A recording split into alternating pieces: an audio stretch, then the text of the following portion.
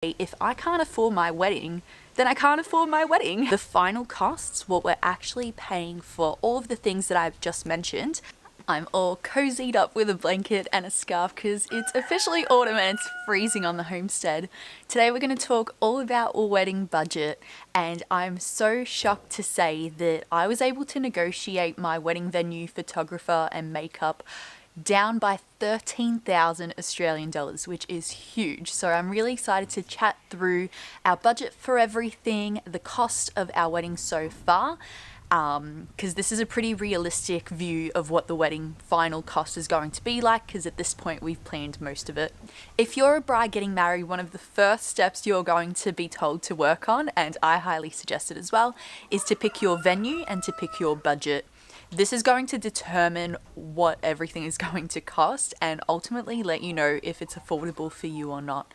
The average costs of weddings in Australia is $35,000 to $40,000. Now this is the average, so it's taking into account the most expensive weddings and the cheapest at home, almost free weddings.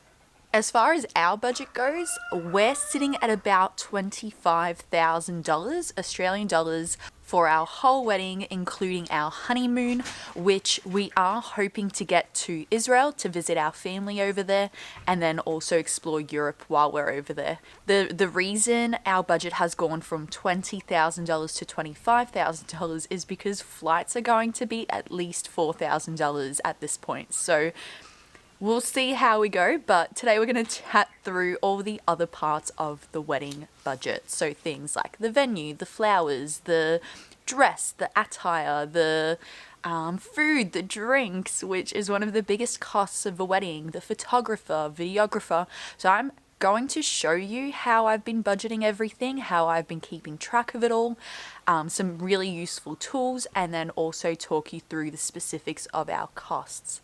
I do need to say before we get into it that because I've got a destination wedding, we're getting married in Thailand, there'll be times where I'm talking through their currency. So I'll give you the prices in baht, but then I'll also make sure to flash up the Australian value and then the US value as well, so that you can get a realistic view of the costs. So I guess let's just get right into it. I'm fortunate because my sister had a destination wedding herself a few years back. She got married in Bali, which is a little bit different, but she was able to send me her Excel spreadsheet, which I then used to not only see kind of how much she spent and then be able to budget according to that, but then I was also able to put all my vendors and my approximate costs and all that onto there as well. Alright, so as you can see, it's separated into the supplier, so the names of the different venues or the different photographers. I use this section more so to list out what we needed to budget for. The price that they quote us, which is the international price in baht. Then there's the approximate price, so that's the budget price, and then the actual costs get put into it, any deposits and things like that as well. So things that we needed to budget for, as I said, we're doing a destination wedding, so flights were important, otherwise we can't get there. The actual wedding, so the venue and everything included, we had an all-inclusive wedding venue, and I'll talk a little bit more about that later on. We also chose to legally get married in Australia as opposed to doing it overseas to save the hassle of all the documentations and being in all these different places and embassies, so that had to be factored in as well. The cost of our wedding rings, our band, which at the moment we currently don't have one, and we're going to be relying on our own music through Spotify playlists, but I'll update that later on if that's the case. We then had to budget for our honeymoon and flight, and as I said, we're trying to get over to our family in Israel, so that is hiking up that cost. Ideally, if we didn't need to do that, we might stick more to the South Pacific side of the ocean and in countries in that vicinity to reduce the costs, but yeah, it's important for us to go see our family. We then need to budget for the wedding dress, the bridesmaids' dresses, the flower girl dress, the groom's clothes, the groomsmen's clothes, any jewellery that I or the girls might be wearing, the groomsmen's shoes, hairstyle and makeup, lash extensions, fake tans, barber, mani, haircuts and barber, hair removal, and then all of the little things that I think this is something that not a lot of people talk about, but adds up so quickly, which is why so many brides through YouTube and that I've talked to have tried to DIY as much as they can, or just remove those things that they don't need. So I've accounted for save the dates and invitations, things like stamps and envelopes add up quickly too, the guest book, any favors, little things like gifts for our bridal party, and like getting ready PJs as well, which isn't necessarily, but I think is beautiful and so much fun, so I've included in mine. And then I also have things like a pet sitter. Like, we've got pets in a homestead, so we're going to need someone to look after it while we're away. So that's everything we had to budget for. And a really handy tool if you're not into Excel spreadsheets, which I think is easy, but whatever. If you're not into that and you want something a bit more digital, recently I found the website called The Knot, and this lets you put in all your budget and the approximate costs of everything, how much you've paid so far, and you can update it, and it kind of tells you how close you are to your goal. So I highly recommend that as well. But let's get into the numbers. I actually spent a moment just writing out all of the original costs of everything to do with our wedding, minus things like attire and the little things. So mainly just the venue, food, drinks, all of that stuff prior to negotiating. So that means all of the prices as they were quoted for me first. But as you know, especially with wedding costs, there's a lot of back and forth talking you can do with your wedding planner or the venue to try reduce the cost, get rid of things that you don't necessarily need or can go without. And as I mentioned at the start of the video, I was able to negotiate the price down by 13,000 Australian dollars, which is massive. That's almost half the cost of what I was quoted to begin with. So let's go through the numbers as they were and what they are now. The actual reception venue, so that's the reception venue, all the decor for it, so that was all the florals, the table arrangements, the tables themselves, things like the altar, the chairs, setting it all up, everything to do with the venue was all inclusive in that sense. This also included the cake. It also included a bouquet and the corsage for the groom. It included a buggy to get around the venue because it's quite a large space. And the original package also included like a few luxury things like a pre-wedding dinner and massages and all those kinds of things.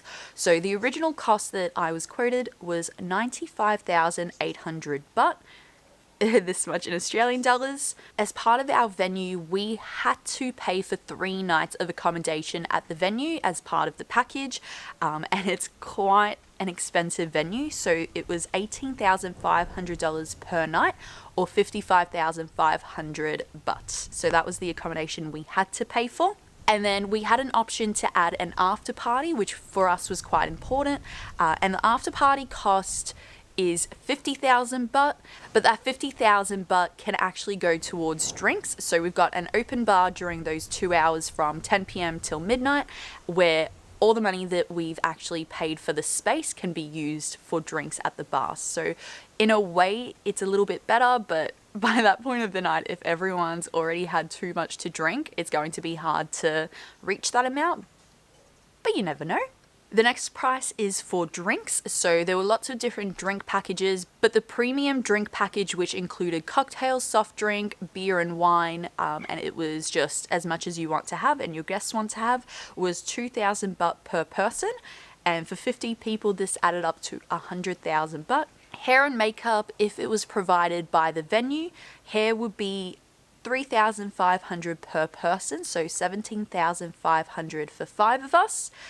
Makeup would be 2,700 per person, so that would be 13,500. The bridesmaids bouquets, as I mentioned, the bride's bouquet is included, but any extras come at a cost, and that cost is 2,500 each, which was 7,500 for my 3 bridesmaids. The corsage for the men was 250 each, and so if you include the 4 groomsmen plus the 2 fathers, that would be 1,500 baht. I keep having to not say dollars. It's really tricky not to. I really should have converted it all. Anyways, food. Food is one of the most expensive things at a wedding, in my opinion, especially because you're paying per person. We went for a buffet option, which means we've got lots of different food available for our guests and their needs. And the cheapest one of those was 1,800 baht per person, which was 90,000. Which was 90,000 for 50 people. And finally, we also had the cost for a band through the venue, which was 30,000 baht, which honestly I might still consider. It does convert to quite a bit in Australian dollars, but we'll just see. So all of those costs then come with a 17... Do you mind? All of those costs then come with a 17% tax and service fee. So I've included that in the final cost as well. And then just to make the comparison of what I'm now paying fair, I've also included the photo and video quote from the beginning, which was 68,000 baht, and that was for 8 hours of photography and videography. So in total, all those costs plus the tax is 619,281 baht. Or, in Australian dollars, it's $27,165. 27,000, guys, Australian dollars, and that doesn't include things like all of the beauty things beforehand, like waxes and hair and nails and eyelashes. It doesn't include anything that we're wearing or our bridal party is wearing. That's not including our honeymoon, our flights, our favors, gifts, anything like that. It is literally just the venue, the photographer, the makeup and hair on the day, and that's it. And drinks and food. So quite honestly, if I was then to add everything else onto it, the wedding price would easily be $35,000 to $40,000, easily. And that's where negotiating comes in. And you can't negotiate as much in, Australia or America, as far as I know. Like, the prices are pretty set. But when it comes to getting married in Thailand, there's a lot of wiggle room, because that's part of the culture, is to be able to negotiate to a price that everyone's happy with. So now I'm going to talk you through the final costs, what we're actually paying for all of the things that I've just mentioned.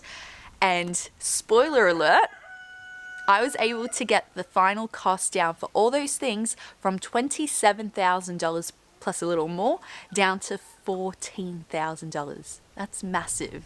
That's massive. And I'm still getting most of the things that were already included, minus a few things, and I'll mention what I got rid of and why. So photo and video, instead of spending 68,000 baht, we're instead going to be paying 37,000, which is still a massive number, but a lot less. And the way I was able to get this down was by reducing the amount of time we needed them on site. So we're only having 5 hours of videography, which is heaps of time. They'll be there from before the ceremony right into the reception. So I think that's plenty of time to record footage. Photos, we're only doing 3 hours. I don't want photos of the actual reception partying phase as much. We can get those photos ourselves with some cameras around. It's mainly the ceremony, the first initial parts, like, cutting the cake and the first dances that I want to record, the speeches, and the getting ready beforehand. So by reducing the amount of time we needed the photographer and videographer, we were able to cut down the costs heaps. And I was able to negotiate him down a little bit more because it was so expensive. Having my sister's own budget was really good fuel for being like, oh, when my sister got married, she only spent this much. Do you reckon you can bring the price closer to that? So even if you didn't have a family member get married overseas, having those average costs can really help you to reduce prices of the vendors. So makeup and hair, instead of having to spend 30,000 baht through the venue with their vendors, I was able to get the cost down by half to 15,500 baht. And that's going to include hair and makeup for 5 of us. My mum's only getting her hair done and Sam's mum's only getting her makeup done, so they count as one person so far. and then it's all the brides and myself as well. Because it's a special day, I don't normally get my hair and makeup done. It's not something that I really emphasize, but because it's such a big important day, I think it will just be fun. The idea of being pampered together is what I'm paying for, and I'm happy to pay that price. Then the venue cost, I was able to get down from the original price to $270,382 baht, and that's including the tax. So in total, we've gone from 619,281 baht to 319,886 baht, which, as you can see, is half the cost. The way I was able to negotiate the price down from the venue, and there was a lot of back and forth emails with my wedding planner, but I essentially removed any extra things that we didn't need. So removing the need for international flowers and only using local flowers was a huge saver. Florals are one of the most expensive things for a wedding because you need a lot of them to make it look beautiful, and flower farmers work really hard to grow their flowers to have them in time for your wedding. So it's a necessary cost to pay if you want that many florals. But for us, we love the way nature looks, just green leaves, and that was enough for us. We are still going to have some orchids and things like that, but it's going to be way less of a cost. We removed the need for bouquets for the bridesmaids and the corsages for the groomsmen. I might still go out and pick a few things in the area or go down to the market and buy those florals for them to still achieve that look that I want, but without the cost. We negotiated the price of literally everything. We negotiated down the price of the accommodation. We reduced the price of food, of drinks. For drinks, we're actually bringing in our own spirits, which the venue does allow. So they just charge us for corkage and mixers, and then we bring in the alcohol. So that's going to reduce costs a lot. So actually, there is that cost that isn't included in this. So there's still probably another $1,000 worth of alcohol that we'll be paying for as well, which still $15,000 is nothing compared to what it was. Oh, as I mentioned earlier, the actual wedding package, so that 90,000 baht included things like dinner and massages and all these like luxurious things. I was like, yep, let's get rid of that. We're already going to be spending money around the location anyways. We don't need to be paying that extra. And that took off 30,000 baht from the actual wedding hire price. But by having a $14,000 venue and photographer, videographer and makeup price now allows us to have $8,000 left over from our budget to then be able to put towards things like the wedding dress, the honeymoon, the flights, all the other clothing that the groomsmen and the bridesmaids are going to wear, our rings, and all the other little things like the stationery, the guest book, food, drinks that are going to happen on the day. So I guess all in all, this video kind of shows you that the set price that you get quoted at first does not have to be the final cost. You can stick to your budget and you can actually come below your budget cost to make your wedding a lot more affordable. So if someone quotes you something, don't feel like that's the final price. Look around, ask around. Don't be afraid to ask either. I was brutal with negotiating because at the end of the day, if I can't afford my wedding, then I can't afford my wedding, and there's no point in getting married at that venue. I would be better off trying to find a new one that is actually within my budget. I do really hope that this video was helpful to any brides that are out there that are hoping to plan their own wedding and stick to their budget. The average cost of weddings is high. Be prepared to spend some big money and be quoted some big numbers for your wedding, especially for things like the venue itself and decking it out, food and drinks, and then if you're getting married overseas, then the flights are really going to be a big cost for you. Don't be afraid to negotiate. Don't be afraid to ask around, to sneak in things like, oh, my friend got married overseas and she paid this much. Do you think you can match that or even beat it? Or this venue's trying to quote me this price, perhaps you can lower your price. Don't be afraid to use those kinds of things to negotiate down your price. At the end of the day, weddings are expensive and it's up to you to negotiate to get that price down. I hope this video was really helpful to you and allowed you to see the realistic view of how much a destination wedding costs, and even though we're negotiating and budgeting, it's still quite hefty. So if a wedding is really expensive for you, really think of what you need and what you don't need and how you can make it a lot more affordable, whether you're getting married at a friend's house, an Airbnb, somewhere local like a hall, so that you're not having to spend that money on a big wedding venue that's all decked out. Now, I need to get all these numbers out of my brain and maybe go distract myself with making some wedding favors, because that's the fun part of wedding planning. All the costs are done. All of that negotiating is done, and now I just get to plan. Thank you so much for watching the video and supporting this little journey. If you didn't know, we do have a playlist dedicated to all things wedding planning and the wedding, so go